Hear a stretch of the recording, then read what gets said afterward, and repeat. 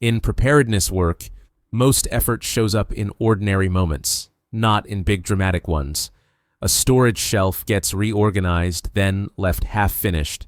A list gets started, then changed when supplies run out. A water container gets filled, then needs a place to sit where it stays clean and reachable. Small tasks stack, checking what is already on hand, labeling bins, rotating food, making notes about what runs on batteries and what does not. A lot of existing approaches come in two common shapes. One shape is open-ended. It involves gathering information from many places, comparing advice, and building a personal plan from scratch. That often means switching between videos, checklists, forums, product reviews, and local notes. The workload becomes coordination, deciding what to trust, what to do first, and how to keep it consistent. The other shape is gear-centered. It is built around items, kits, and upgrades. That format tends to create its own kind of effort. Each item has its own setup steps, storage needs, maintenance, and replacement schedule. Even when the instructions are simple, there are many moving parts. In day-to-day life, the friction is usually not knowing nothing. The friction is managing complexity while staying organized. A plan can be useful, but only if it can be reopened later, without relearning everything from the beginning. BlastProof, David's Shield, is a preparedness information product built as a guide system. The core delivery is a digital document package, provided as a downloadable product after purchase. There is also an optional printed hard copy version, described as a physical book that can be shipped. Alongside the core guide, the package includes supplementary bonus reports delivered as separate digital documents. In addition to the documents, the product includes access to an online members support area. This is presented as a separate layer from the reading material, functioning as a place where the material can be discussed and questions can be handled through a portal-based space. Structurally, the core guide is organized as a step-by-step system. Instead of a single continuous read, it is arranged in sections that function like blueprint-style instructions. The modules are grouped by topic areas that show up repeatedly in preparedness work: food handling and storage, water handling, heat and light methods, home security routines, storage practices, and the use of tools. The bonus items follow the same overall pattern. Standalone documents centered on specific topic clusters. They sit beside the core guide rather than being embedded inside it, which keeps the package separated into distinct pieces that can be opened individually. This is a format that usually gets used in short sessions and repeat visits.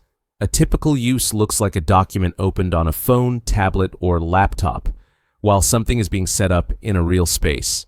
The screen stays open on one section. Notes are taken on a pad, or a checklist is made from a single page. Then the guide is closed and reopened later, often to the same module, because the tasks show up in stages. Time structure stays self-paced. There is no fixed schedule described inside the format itself.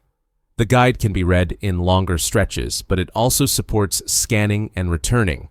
A module can be used like a reference: open, check steps, close, and repeat when the next step is ready.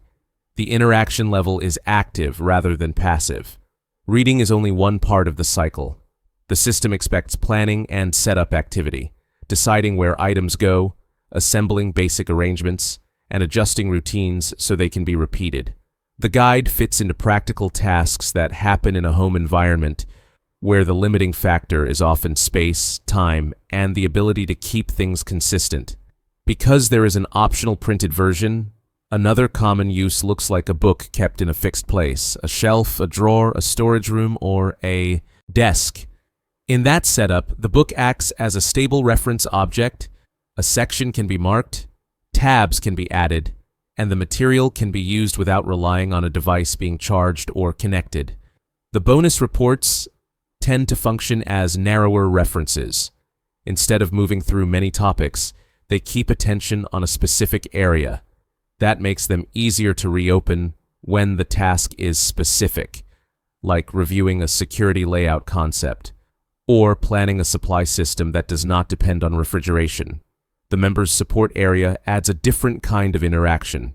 It is not required to read the documents, but it sits nearby as a support channel. In practical terms, it works like this. The core guide is used to set up a plan, and the members' area exists for moments where the user wants clarification, wants to confirm how a step fits their situation, or wants guidance on how to interpret a section. Across the full package, the involvement is manual. The product does not operate as a tool. That runs on its own. It is structured information that gets applied through physical tasks and household organization. This format aligns with people who prefer contained systems. Some people are comfortable working from a structured guide where the boundaries are clear. The information sits in a small number of documents. The topics are organized in modules. The use pattern stays consistent. Open a section, apply it, return later. This also aligns with people who like repeatable routines, not because routines are better, but because a household has limited attention. When a method can be repeated without redesigning it each time, it becomes easier to maintain across weeks and months. It also fits people who prefer a reading-first approach rather than a gear-first approach. The core interaction begins with instructions and structure, then moves into planning and setup. At the same time, the format also fits people who enjoy working with practical steps instead of broad collections of theory. A step-by-step system reduces the need to assemble a plan from many sources. The guide becomes the central reference rather than one source among dozens. For people who prefer open exploration, the system format feels different. Instead of collecting ideas from many inputs, the interaction stays focused on a single organized set of materials. The product's structure centers around a contained package, rather than an ongoing research process. On the effort spectrum, BlastProof. David Shield sits in the category of structured information systems. Compared to formats that require constant source hopping, watching multiple videos, comparing different frameworks, and building a custom plan from fragments, this format stays centered on a single guide and a small set of add-on documents. The system operates within an organized set of modules, which reduces the need for reassembly each time the topic comes up, compared to formats built around intensive customization, like designing a fully personalized preparedness program with multiple layers, tools, and specialized workflows. This format centers around repeatable structure. The content is arranged so the same sections can be revisited, rather than requiring a rebuild of the plan every time something changes. Compared to gear-led systems, where the main workload is managing equipment and the instructions are secondary, this format begins with reading and planning, and then moves into physical setup. The emphasis stays on the guide as the organizing object, with tasks forming around it. Within the broader category of preparedness products, this package functions as a document-based command structure, a core guide, separate bonus manuals, and an optional support space. The interaction remains a cycle of reference, setup, and return. The system stays focused on household-level organization and practical routines, with modules that can be opened when that specific area becomes relevant. The documents remain the center of the product, and the use pattern remains the same each time a section is reopened, whether it is accessed digitally through the printed version or alongside the member's area for clarification.